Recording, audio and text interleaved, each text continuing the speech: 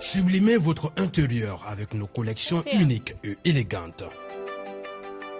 Chez Ibi Home, nous transformons vos espaces en véritables havres de confort et de convivialité. Découvrez notre collection exceptionnelle de meubles pensés pour chaque moment de votre vie. Des tables à manger conviviales, idéales pour rassembler famille et amis, au salon haut de gamme alliant élégance et confort, sans oublier nos chambres à coucher de qualité avec matelas offerts pour un repos parfait.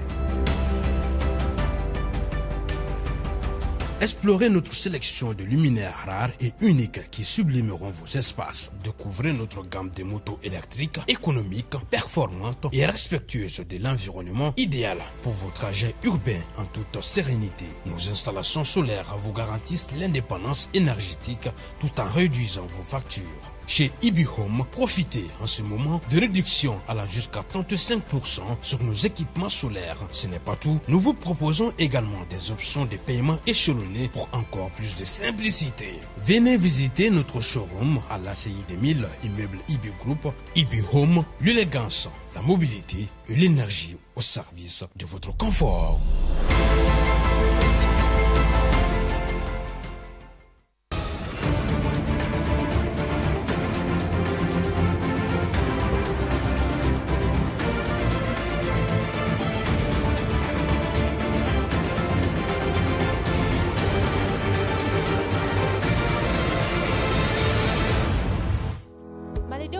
jamana ka yɛrɛma hɔrɔnya sɔrɔli san 65 ɲɛnajɛw kɛ kununko ɲɛnajɛ min yɛrɛ senfɛ mali cɛ n'a musow olu jɛra ka fara ɲɔgɔn kan minnu yɛrɛ ka laɲini fana kun ye bɛn basigi ale ni kelenya o sabatili kama jamana kɔnɔna la ɲinan 22 septembre seli ale kɔni kɛra fɛn ye fɛn min kɔni ye malidenya o negedon ma caman na bi an bena kumaw ye 22 seli ale kan kokura bi kunnafoniyaw olu kɛnɛ kɔnɔ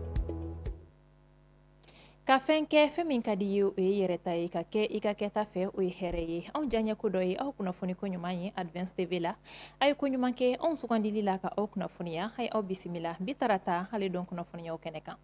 i n'a fɔ an y'a fɔ aw ɲɛna cogoya min na kunnafoni daminɛ la kununko fɛn min kɔni ye malidenw ye olu jɛra ka fara ɲɔgɔn kan ka jamana ka san 65 o sɔrɔli yɛrɛma hɔrɔnya la ka o don kɔni o la ɲɛnamaya fɛn min kɔni ye nin ɲɛnajɛ kofɔlen ye ale kɛra nimisi wasakoba ye malidenw olu bolo ɲɛnajɛ in senfɛ fɛnɛ jamana faamaw olu ye a laɲini fɛn min kɔni ye mali armée ye k'ale ka minɛnw olu jira malidenw na ka jira malidenw na fana k'a fɔ k'u kɔni labɛn bɛɛ faso ale kumabɔliko la an ka kunnafoni ɲininaw olu tun bɛ kɛnɛ kan Isa Sise ani Mamadu Jalo olu sera kan sama fɛn minnu na ka ɲamadaw la Mali ka san 65 yɛrɛma hɔrɔnya seli kɔnɔna la maa caman kɔni ye a ka nisɔndiya yira ka da kɛlɛkɛmina minnu tɛmɛra minnu yirala jamanadenw na i n'a fɔ président Assimi Goïta a ka lasew kɔnɔ a y'a fɔ cogo min na ni kɛlɛkɛmina ninnu sanna ni maliden kelen kelen bɛɛ ka cɛsiri a n'a ka wulikajɔ musakaw ye o waleya ninnu an bɛ se k'a fɔ bi an bɛ don min na Mali finitigilakaw u kɔni u bɛ se k'u disi gosi ka d'a kan mina minnu filɛ ni a ɲɔgɔn ka dɔgɔn farafinna gun kan k'a ka ja diɲɛ ale gun kan wallahi ne nimisi wasala an bɛ foli kɛ ka taa sanga président ɲɛmɔgɔ ma ne Assimi Goïta a n'a baarakɛɲɔgɔn tɔw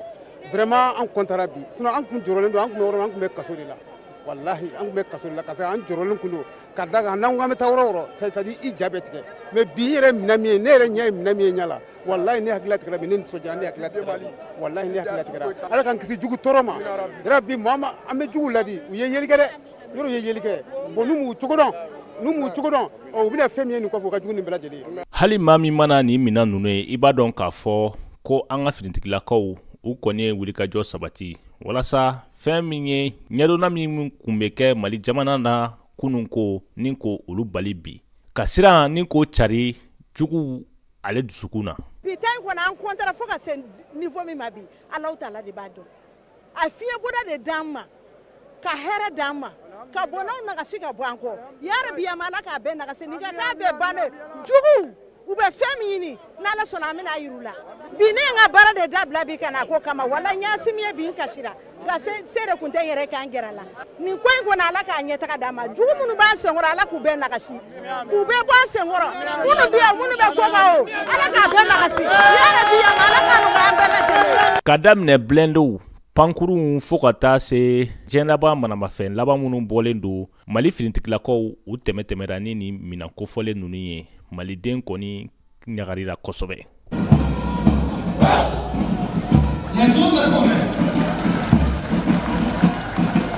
Nin wulikajɔ ninnu b'a yira k'a fɔ Mali ale kɔni mana bin togo togo nka Mali ale tɛ dafiri. Mali wulila ka jɔ a sen kan n'a ka kɛlɛkɛminɛnw ye a n'a ka kɛlɛkɛcɛw walasa ni ka dankari kɛ juguw la. I n'a fɔ maliden caman kun sigilen don ka min kɔnɔ o kun ye k'a fɔ kunu Mali cogo jumɛn an bɛ se ka segin o ma wa o baaraw olu waleyara ni san 65 yɛrɛma hɔrɔnya seli senfɛ ka da ni minan kofɔlen ninnu kan. Mina nunu yirale Malienw na o kɛra sababu ye maliden kelen kelen bɛɛ lajɛlen olu ka dako kura u ka armée la wa kɛra nimisi wasakoba ye Malienw olu bolo k'aw ladɔnniya k'a fɔ ko kunungo 22 fêti ale kɔni kɛra sababu ye ka se ka maliden hakili la kunun ka bila fɔlɔ 22 ale fêtiw kɛtogoya la. An ka kunnafoni ɲininaw olu y'u ka kuma bara sɛmɛ fasoden dɔw la an ka ɲɛmaa dɔw fana hakilinaw la. Malienw bɛɛ fo ko waliɲuman dɔn bi kɔni ye sewa don de ye an bɛ Ala fo ka Ala kira fo kan ka ɲɛmaaw jamanatigi ka fɔlɔ ale ma transition mɔgɔw u bɛ cɛsiri la bon an ye min ye vraiment an ka faamaw awa bi kɔni awa an bɛ se ka an da kan sunɔgɔ parce que an ye matériel min ye an ye organisation min ye o kɔrɔ de inchallah awa an bɛ se ka mais o bɛɛ tɛ se ka bɛn n'a ma ɲɔgɔn min na. Voilà, an bɛ Ala deli dɔrɔn Maliyɛn bɛɛ ka bolo di ɲɔgɔn ma pour n'Ala sɔnna jugu tɛ se ka se an na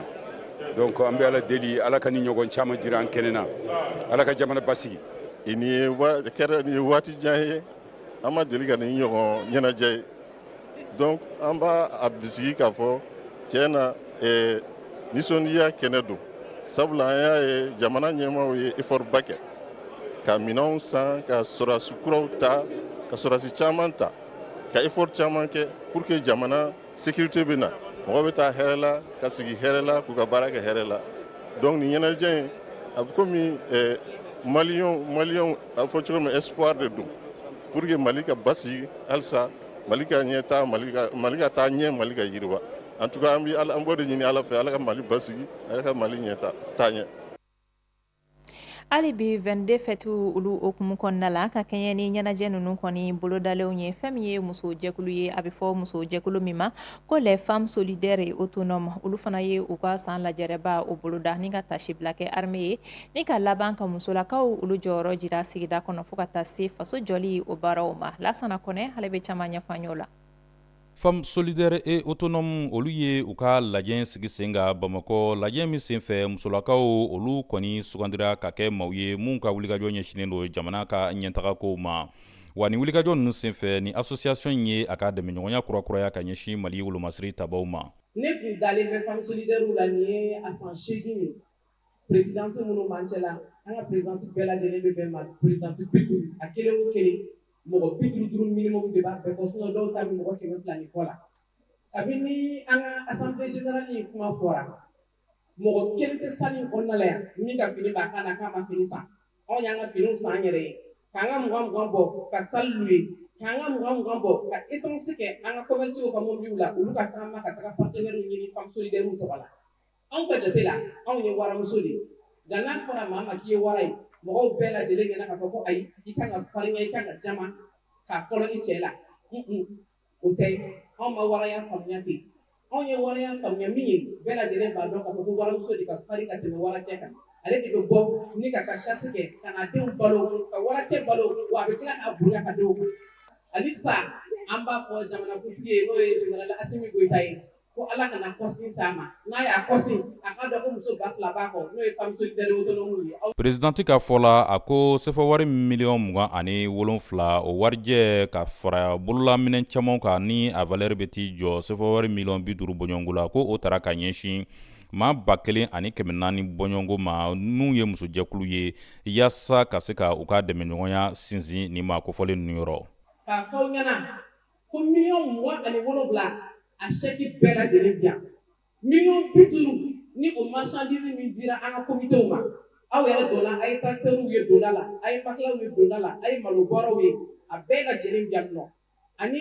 an ka partenaires an ka foli bɛ aw ye mun na an ni présidentew welela aw ɲɛna partenaires bɛɛ lajɛlen de ko don ka yiraw la k'a fɔ ko aw kelen o kelen ye miliyɔn kelen di aw ye mɔgɔ 50 de dɛmɛ n'a ye. Ni wulikajɔ in senfɛ association femmes solidaires et autonomes be a ka miirinaw olu kuraya ani wulikajɔba mun bɛ u bolo ka ɲɛsin jamana ka ɲɛtagaw ma ale ni dɛmɛbagajɛkulu olu ka tɛgɛ di ɲɔgɔn ma bɛɛ lajɛlen ma.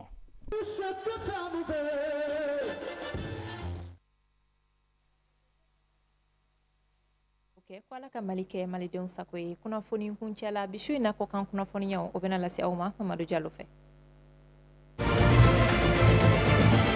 Septembre kalo tile 22 san 2025 AES jamanaw n'o bɛ tali kɛ Mali, Burkina ani Niger la olu ye laseli kɛ min b'a yira k'a fɔ u bɛn'u sen bɔ statut de Rome n'ale bɛ diɲɛ sariya sunba n'a bɛ wele CPI o sigili koɲɛw kan ni k'i sen bɔ olu ka baaraw la. CPI a kɔni tɛ ka se ka jɔyɔrɔ fa fɛn bɛ tali kɛ kiiri tigɛ ko ɲuman na banbanciya wale minnu bɛ ka ta AES jamanaw kɔnɔ hali n'o y'a sɔrɔ ni sen bɔli CPI la a ma sigi sen kan sariya sira kan nka san kelen kɔni bɔɲɔnko o bɛna ta walasa ka jateminɛ kɛ ni laɲini na min kɛra AES jamanaw fɛ. Farikolo ɲɛnajɛ nasira kan Ballon d'Or n'ale ye jɔnjɔn ye min bɛ di dolantala min kɔni ka wulikajɔ mana bonya san kɔnɔna la. Ousmane Dembélé ale ye ɲinanta ni k'o ta min bɛ tali kɛ Lamine Yamal la n'ale ye FC Barcelone dolantana ye ale kɔni kun sen bɛ nin ɲɔgɔnna in na. Faransi jamana ye laseli kɛ k'a yira k'a fɔ olu kɔni bɛ Palestine jamana lakodɔn. Ni lase ninnu kɛra fɛn min ye Nations Unies ka ɲɔgɔnnajɛba senfɛ min lase kɛra Faransi jamana ɲɛma Emmanuel Macron fɛ. Europe jamana maa caman kɔni fɛnɛ y'a yira k'a fɔ olu bɛna u sen da Faransi sendannɔ la fɛn min ye ka Palestine ni k'a lakodɔn diɲɛma fɛ. Philippines jamana kɔnɔ wulikajɔba dɔ kɛra walasa ka se ka u kangama yurukuyuruku waleya dɔw cɛ. Nin wulikajɔ in laɲini ne ka se ka u ka nisɔngoya yira ka ɲɛsin hakilina dɔ tara n'o de kɛra sababu ye ka se ka yurukuyuruku wale ta ka ɲɛsin jamana wakadɛ ma. Kɛrɛnkɛrɛnnenya la musaka min kofɔlen don o bɛ tali kɛ sefawari miliyari 545 bɔɲɔnko la k'a fɔ k'a bɛna don siraw fɛ n'o de ye ka dɛmɛ ta ka ɲɛsin ji walankatali kɛra sababu ye ka mɔgɔ minnu ka yɔrɔ tiɲɛ. A yirala k'a fɔ o baara ninnu olu ma don a sira fɛ wa nafolo kofɔlen a taayɔrɔ o ma dɔn. O kɛra sababu ye finitigilakaw u ye maa 200 bɔɲɔnko ni k'olu minɛ maa dɔw joginna min kɔnɔna la u y'a yira k'a fɔ a ka kan jamana wakandɛ nafolo a taasira o ka fɔ jamana kɔnɔdenw ye dangakari fanga ɲɛmɔgɔ minnu kɛra nin waleya ninnu sababu ye ka ɲɛsin foroba nafolo ma. Ni maa y'i bɔyɔrɔ dɔn i ta fan o t'i kamanagan i mana kɛ fɛn o fɛn na n'a jari ye i na nɔ bɔ nin bɛ dan sigi bi kunnafoniyaw la aw ni ce aw ka danaya la a ye to anw filɛli la wasa b'aw ye jabaranin ko la bi su in na nazarakan kunnafoniyaw o bɛna lase aw ma Bubakar Mayiga fɛ ne b'a fɔ n ko aw kan bɛn sini ni waati kelen ani ni kɛnɛ kelen kan Ala ka Mali lakana.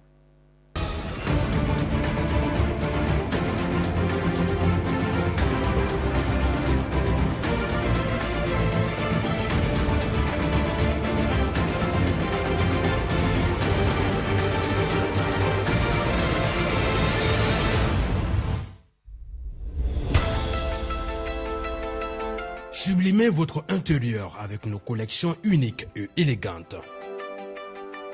Chez Ibi Home, nous transformons vos espaces en véritable havre de confort et de convivialité. Découvrez notre collection exceptionnelle de meubles pensés pour chaque moment de votre vie. Des tables à manger conviviales, idéales pour rassembler famille et amis au salon haut de gamme, alliant élégance et confort, sans oublier nos chambres à coucher de qualité avec matelas offerts pour un repos parfait.